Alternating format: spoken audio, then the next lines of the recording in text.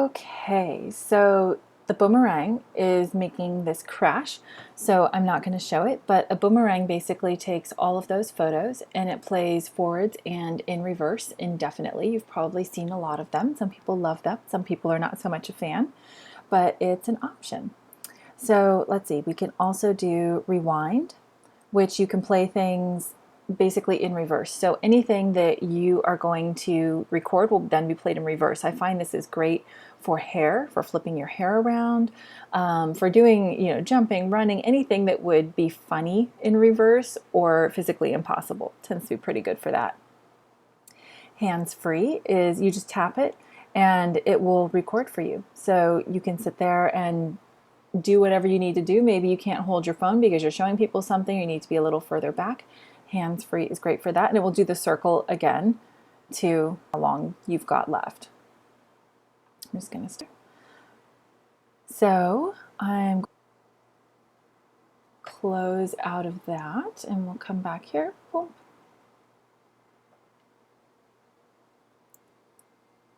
Just waiting for it to open. So, okay. We're back in the main feed now. So that's how you do stories. Stories are really fun. They're a great way to interact with people. They bring a lot of traffic to your feed in particular. And it's a great thing all around. It's a fun tool. Once you kind of get the hang of it, you'll see there's a lot that you can do with it. And it's fun. It's really fun. Probably more so than you might realize. So I went back to the main feed now by hitting the bottom right hand corner, which in my case is my logo. And we're seeing what people see when they come to your account. So I am now looking at the grid view. And then if I go next to the stacked, that lets me go in chronological order.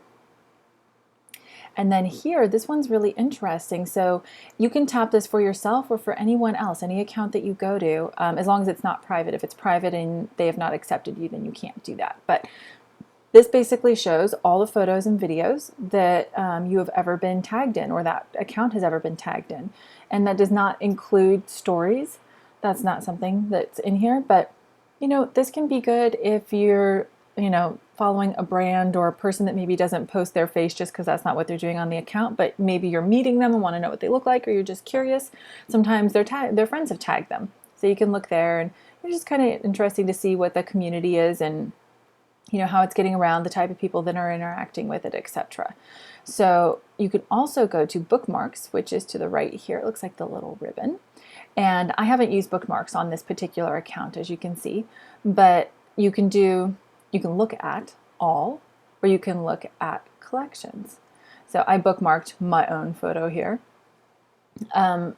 If you're going around Instagram, so that this is kind of a newer feature, this bookmarked one.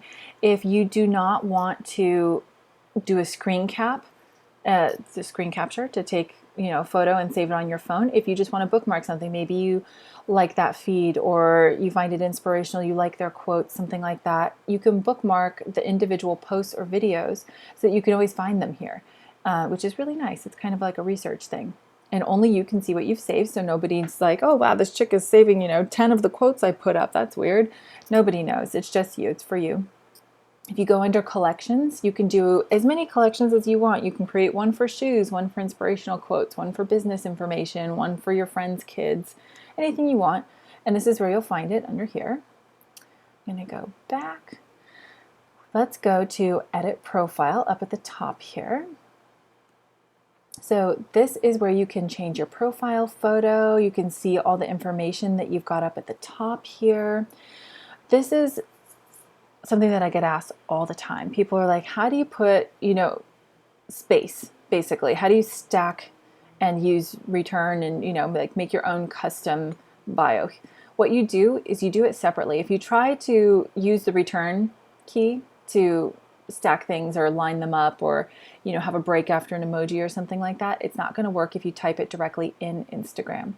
If you go to notes and type it in there, make it look exactly the way you want it to, or really anything outside of Instagram, and then you copy and paste it and put it back in here, it will hold the formatting that you used. So that's actually a really great little trick to know.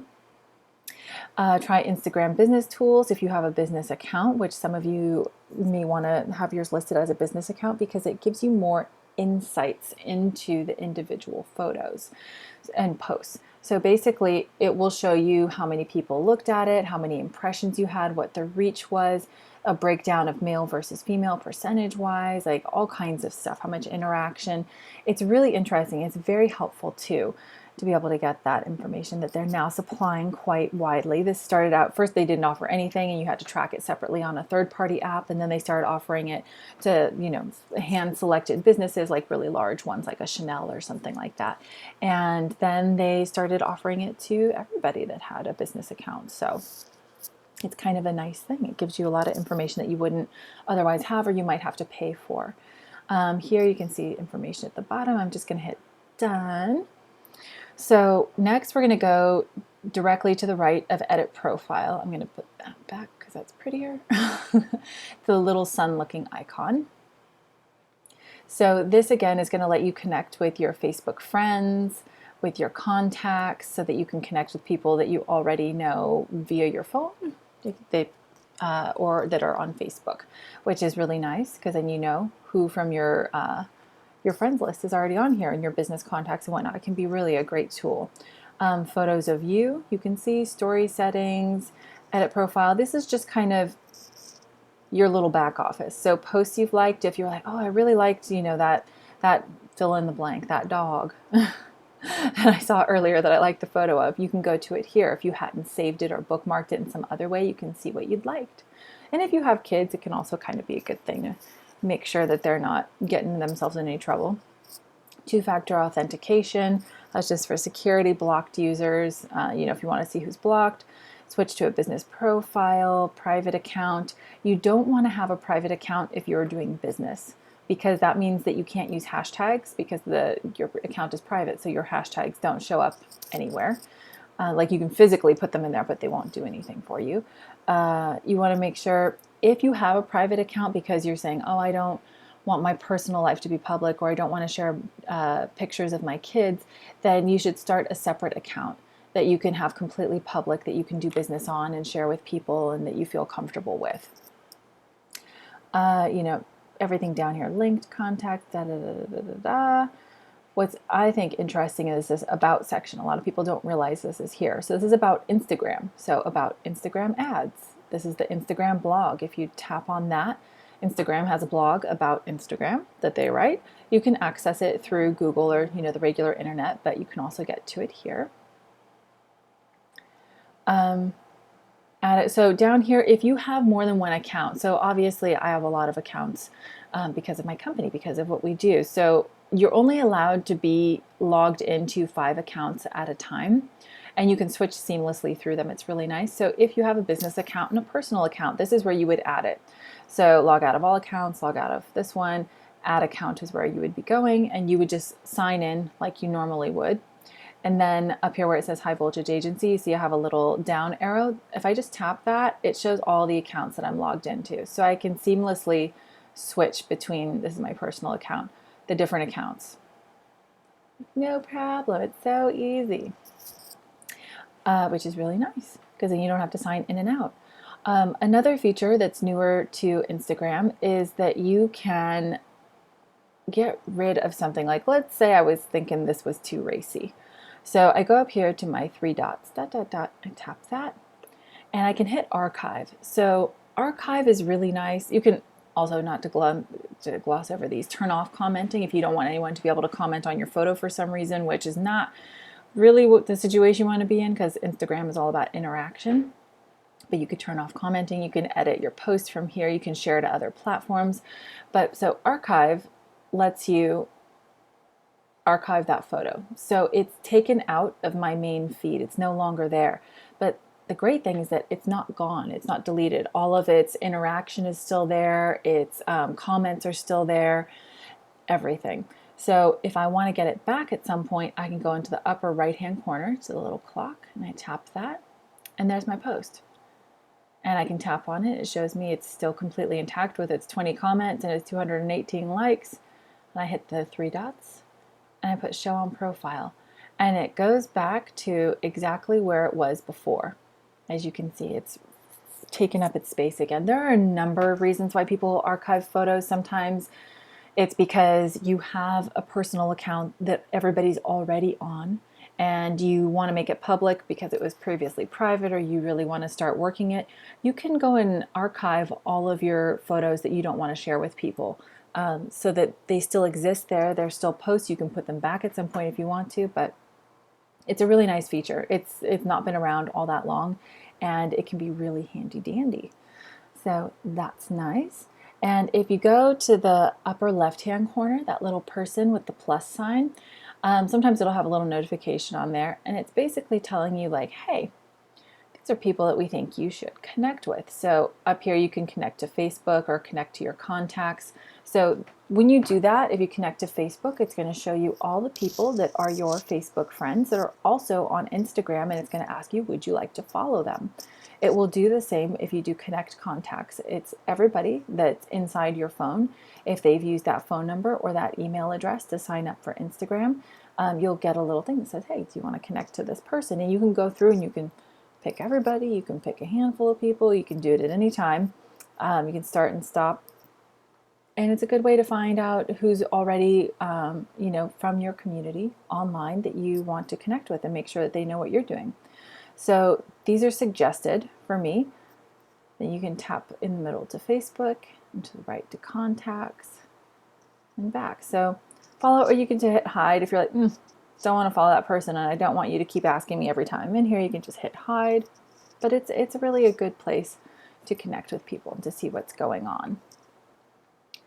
So I think we have gone over the majority of things. I'm going to go to the main feed here, and what I'm going to wrap up with is talking a little bit about branding and how to write your posts. So when someone comes to your Instagram feed, to any of your social, but in particular Instagram because it's so visual, they need to understand why they would want to connect with you. So your bio should tell them the important things. So for me, this is a digital media agency. This is the name of it. I put that I'm the founder because I have a particularly large following on Instagram on my personal account. So I find that it's in my best interest to let people know how we're connected. That I've found that there are more followers that go back and forth between the accounts because of that. I like to say where I am physically, Los Angeles based, because whether or not people are here or have been here or visit here or know someone here, wherever you are, it's nice because people want to know. You could be anywhere in the world when you're doing this, when you're online for social. And if you give people a physical place for them to connect with, I mean, you can be as vague as you want. I could have said Southern California, I don't mind saying Los Angeles. You can be really specific, really vague. It doesn't matter. You could even just say California if you want to. But it just lets people connect in another way. It gives them some understanding of where you are. And it's like, maybe I've been there, and maybe I know someone there, maybe I'm coming there. Next level, your social and online presence. Our revamped website is launching soon. So I'm next week launching my brand new website, which is very exciting.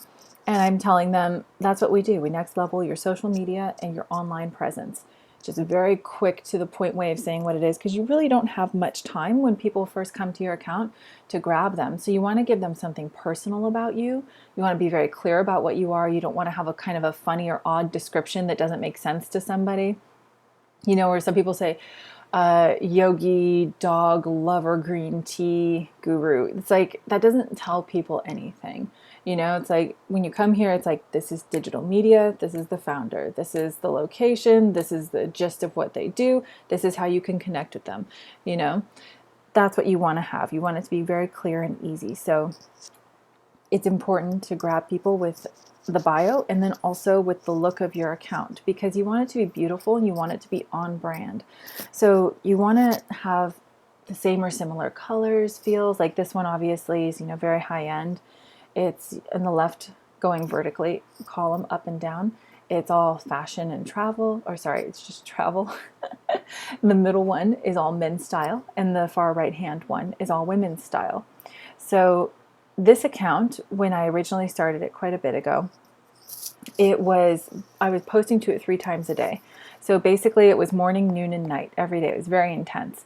And that's not something that we do anymore. And I'm not saying nobody does it, but as an agency that runs this kind of thing for businesses and people's individual businesses, sole proprietorships, all the way up to Fortune 500s, we find that it does you a disservice to post more than once a day.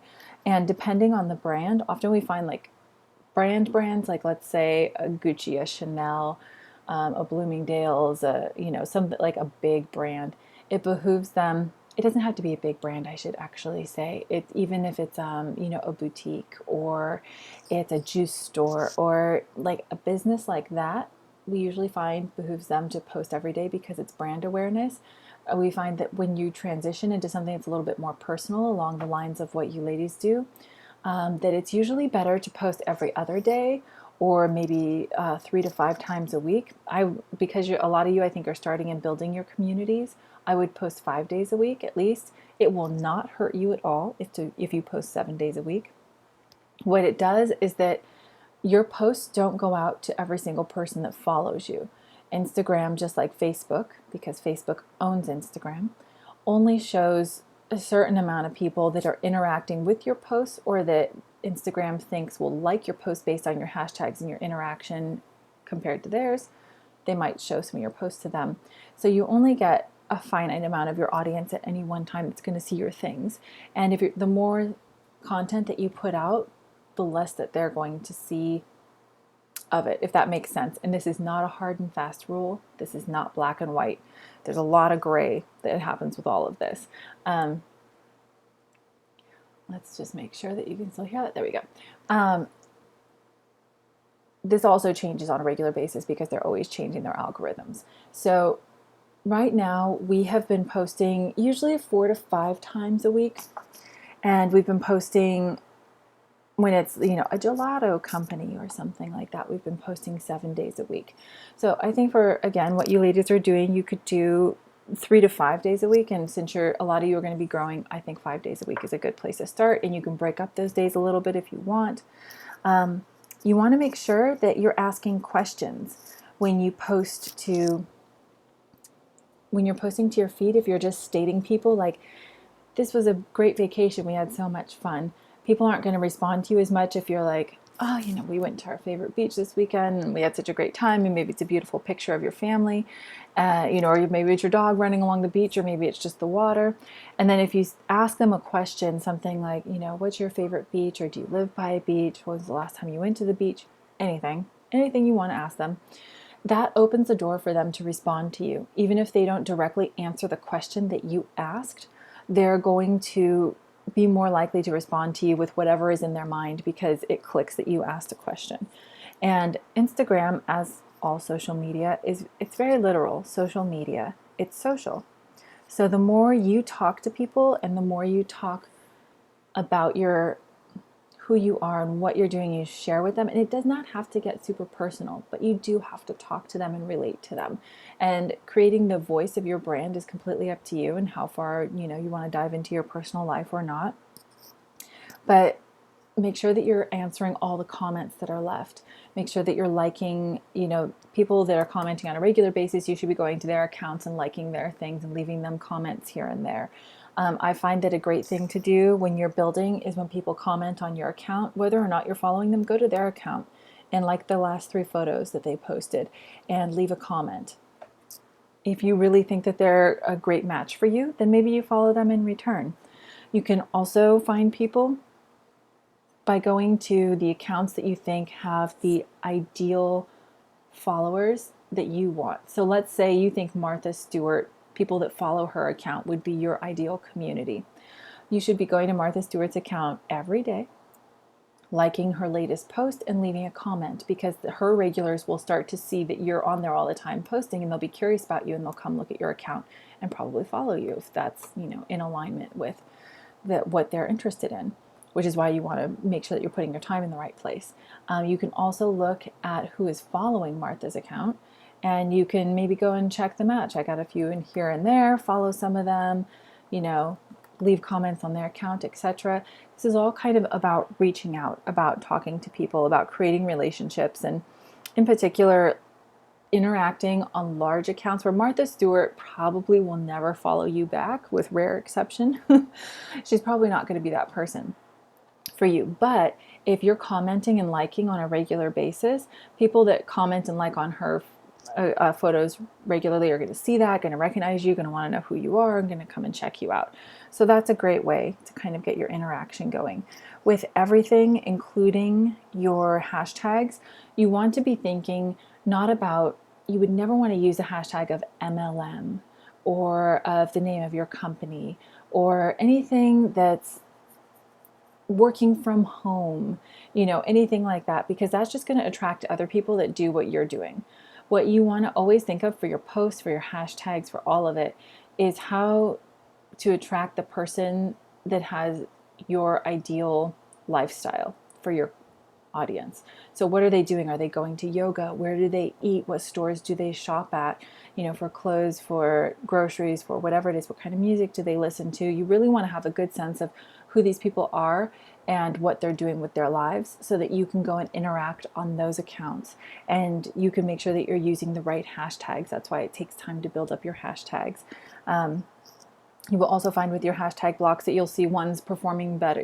This one performs way better than this one. You can switch them out. You always kind of want to be refreshing them and keeping an eye out for people that are using things that are, becoming something for your niche. Or maybe you're finding like, oh wow, there are a lot of people that are into my stuff, or into yoga. So maybe I want to use some yoga hashtags, to kind of bring them in.